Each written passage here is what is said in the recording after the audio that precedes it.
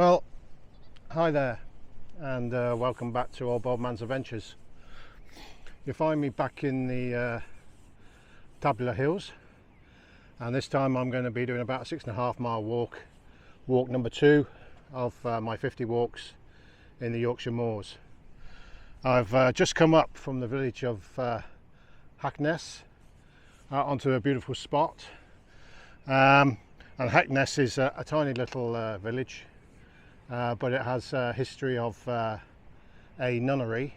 I'm going to call it a nunnery and not a convent, because a nunnery is a place where you're enclosed and you cannot leave, and you're isolated from the population, where a convent is a place where nuns are, of course, and they can go out and spread the word around the local area. So this nunnery was formed by let me think now, Abbotess Hilda of Whitby in the 7th century, and it was she chose this spot because it was so secluded, but unfortunately about 70 or 80 years later it was discovered by the Vikings and raided. But that's history, well, British history at least. So yeah, this walk is going to be beautiful. It takes in a lot of these wooded dales that nobody seems to know about much. You've got Hard Dale, High Dale, Little Dale, Whisper Dale, to name but a few, which branch off in different directions, and it's all surrounded by these woodlands. So people don't seem to come up here much, and they don't know what they're missing. So Tabular Hills, walk number 2. I hope you can join me. Okay, so while I was sat here, I've discovered this fungi here, which grows on dead wood. This looking like beech, are called King Alfred's cakes. Let's see if I can break one off. Yeah, there we go. So, King Alfred cakes. So named after King Alfred, of course, Alfred the Great. Another chapter in the great English history. Let me put that there. Another chapter in great English history. Alfred the Great, of course, defeated the Vikings. So I thought it was quite apt to find this, really, when we've just been talking about the Vikings. And he turned a lot of the Vikings to Christianity as well. Anyhow, and that's how it became a truce.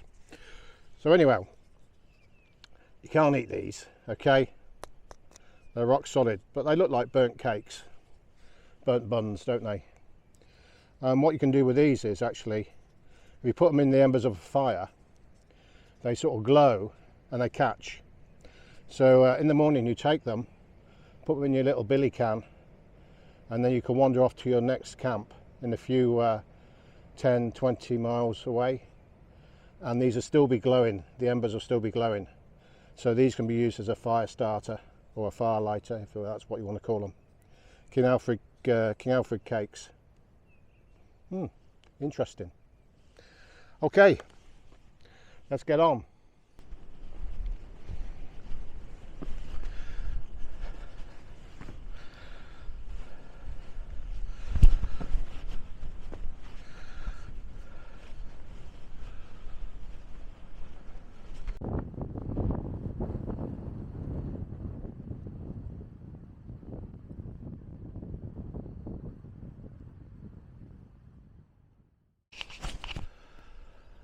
Okay, so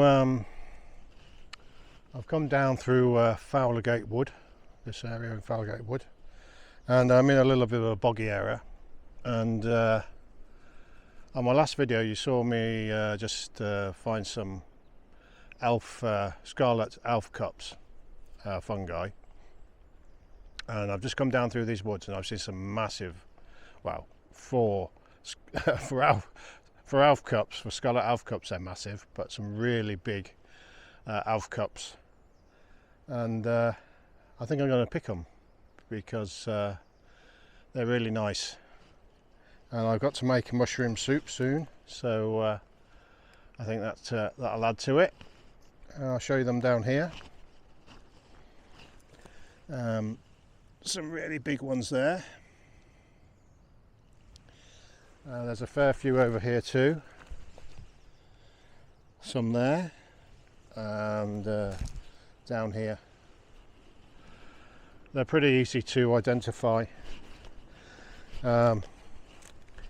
because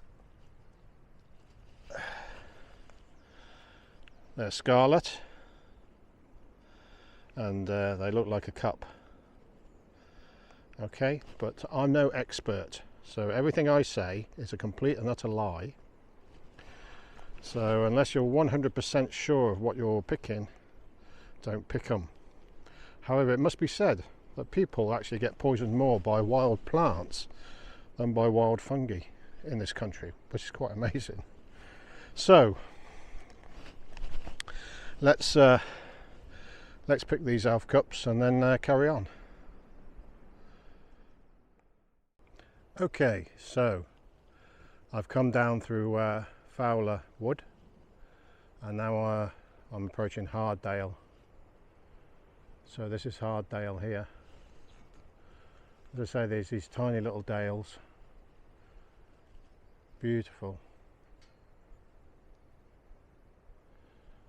So, plan is to follow this down to the stream, across the stream, and up into Harddale. Wonderful.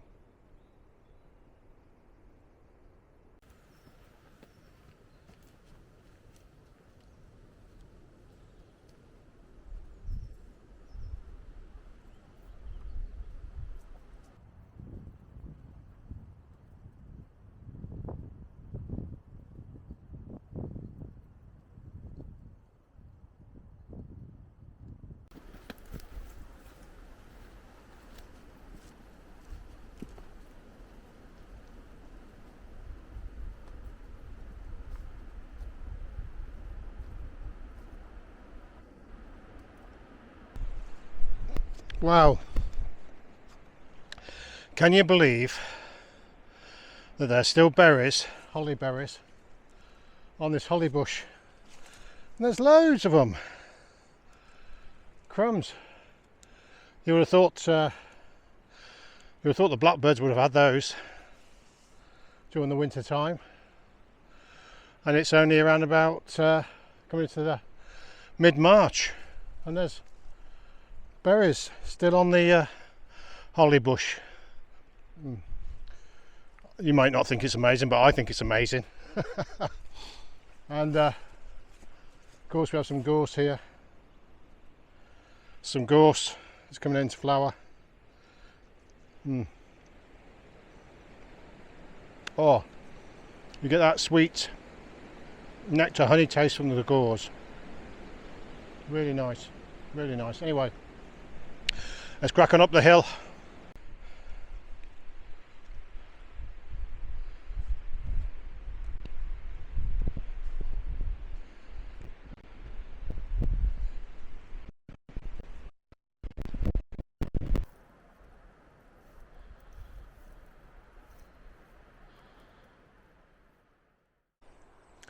Right, so I've come down through the woods here, through these big woods here, and around here to this very little dale, this tiny dale called Whisperdale. Whisperdale. So this is Whisperdale,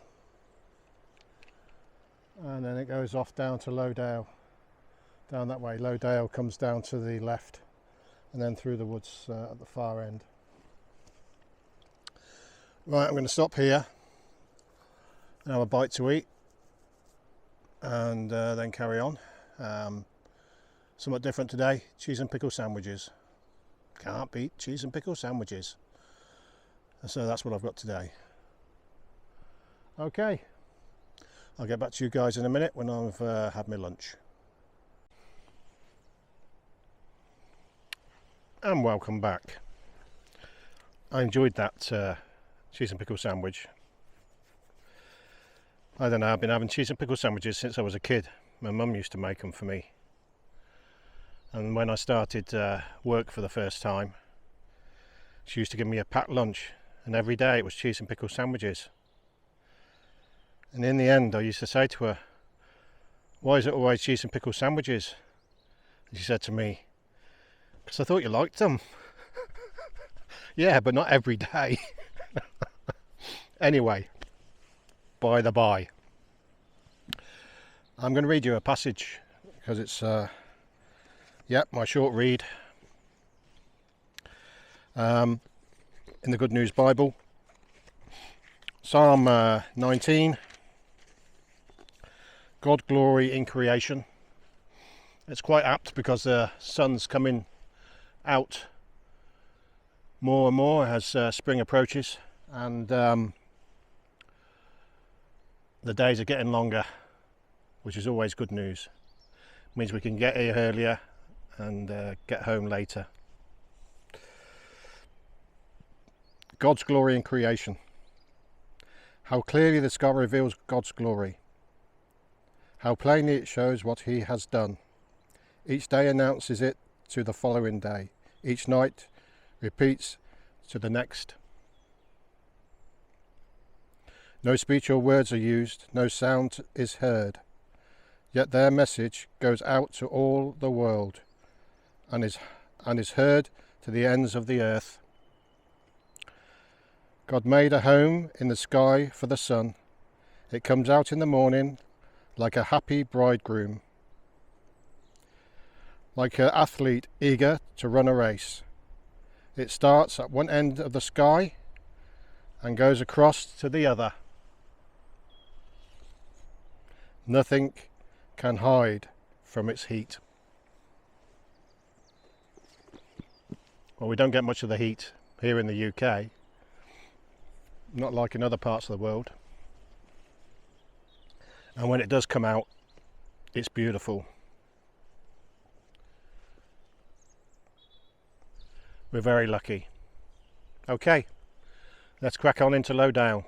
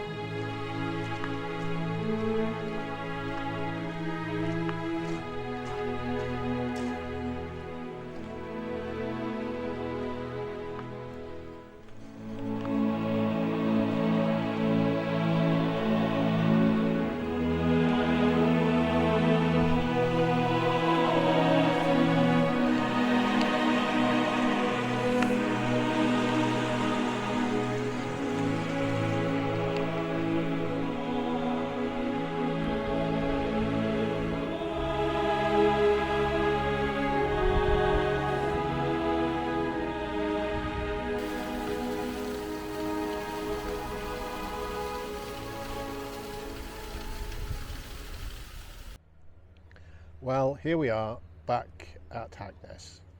It's been a lovely walk over the Tabular Hills, around about 6.5 to 7 miles. And the sun hasn't been out all day, but when I did catch it, it's been lovely, as it is now. And I'm sat here in the churchyard in Hackness at the end of the walk.